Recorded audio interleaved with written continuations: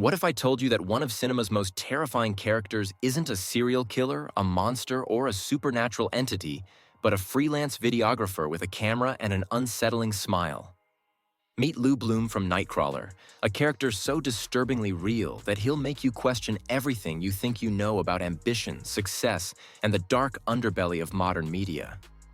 Jake Gyllenhaal disappeared so completely into this role that he became virtually unrecognizable, transforming himself into something that feels less like a fictional character and more like a warning about what we might become in our relentless pursuit of the American dream. But here's what makes Lou Bloom truly terrifying. He's not insane. He's not delusional. He's perfectly logical, methodical, and calculated in ways that make your skin crawl. Tonight, we're diving deep into the mind of one of modern cinema's most unsettling protagonists. And I promise you'll never look at success stories the same way again. Because Lou Bloom isn't just a character. He's a mirror reflecting the darkest aspects of our society, and what you see might disturb you more than you expect. Let's start with what makes Lou Bloom so unnaturally compelling. From the moment he appears on screen, something feels fundamentally wrong. Gyllenhaal's performance is a masterclass in controlled menace, delivering every line with the hollow enthusiasm of a corporate training video. His smile never quite reaches his eyes. His compliments feel like calculated moves in some invisible chess game, and his relentless optimism becomes increasingly sinister as the story unfolds. But here's where it gets interesting. Lou Bloom isn't born a monster. He's created by a system that rewards his worst impulses while ignoring every moral boundary he crosses.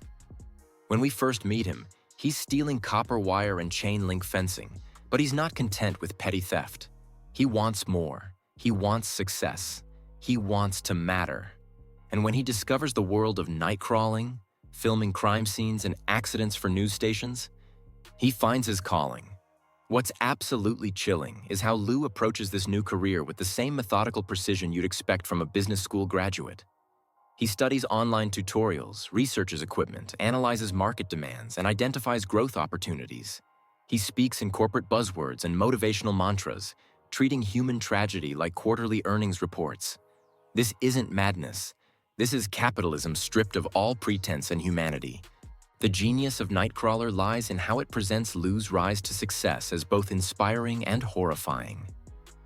Every business principle he applies works perfectly. His dedication pays off. His willingness to go further than his competitors gives him an edge. His ability to identify untapped markets makes him valuable. The system rewards him at every step, which makes his journey feel like a grotesque parody of every success story you've ever heard. But Lou's true nature reveals itself in the details. Watch how he interacts with people. Every conversation is a negotiation. Every relationship a transaction. When he hires Rick, his assistant, he doesn't see a struggling young man trying to make ends meet. He sees a resource to be optimized, a cost to be managed, a tool to be used until it breaks. His treatment of Nina, the news director, follows the same pattern. He identifies her vulnerabilities and exploits them with surgical precision. The most disturbing aspect of Lou's character isn't his lack of empathy. It's how effectively he mimics it. He's learned that appearing to care about others is useful for manipulation. So he performs concern with the same mechanical precision he brings to everything else. His condolences sound rehearsed, his compliments feel manufactured, and his promises carry the weight of contracts rather than genuine commitment. What makes Lou Bloom truly terrifying is how he weaponizes self-improvement culture. He spouts motivational phrases about persistence, dedication, and following your dreams while orchestrating increasingly horrific scenarios for his camera. He talks about personal growth while growing into something inhuman. He embraces positive thinking while creating devastatingly negative outcomes for everyone around him. This is where Gyllenhaal's physical transformation becomes crucial to understanding the character. He lost 30 pounds for the role, creating a gaunt, hollow appearance that makes Lou look perpetually hungry, not just for food, but for success, recognition, and power. His sunken eyes and sharp features give him an almost predatory quality, like a coyote prowling through urban landscapes looking for opportunities to feed.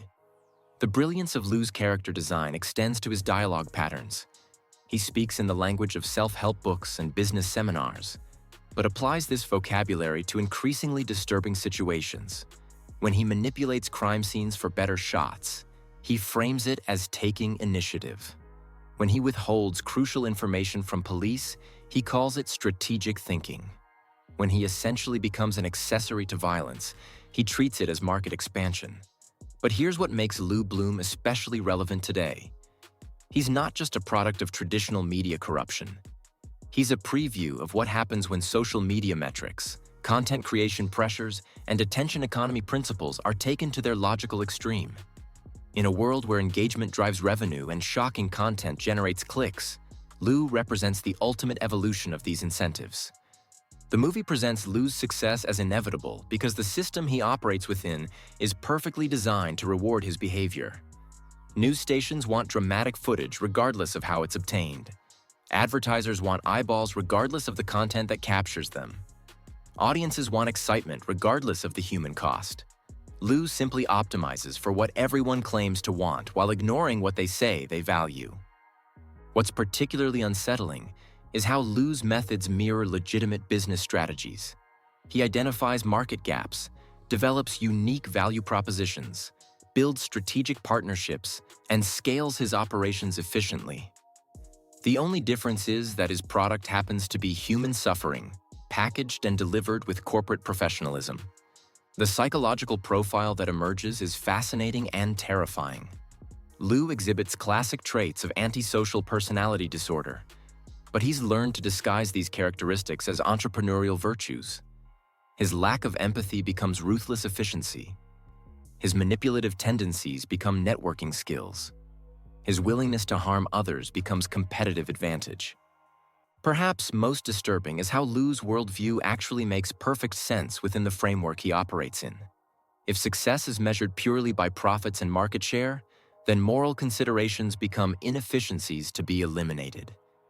If the goal is growth at any cost, then costs simply become variables to be optimized rather than lines that shouldn't be crossed.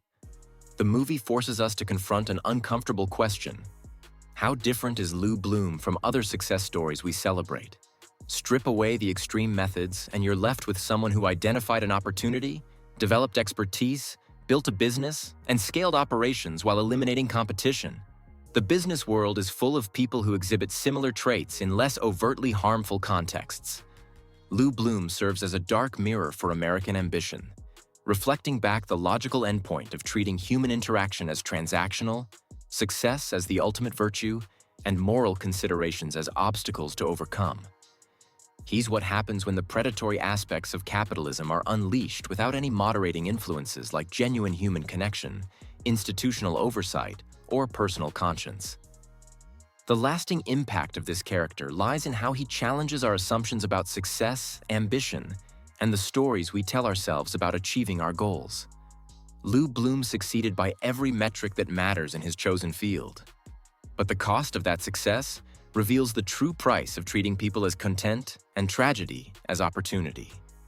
In a world increasingly dominated by content creation, social media influence, and attention economics, Lu Bloom feels less like a cautionary tale and more like a prophecy.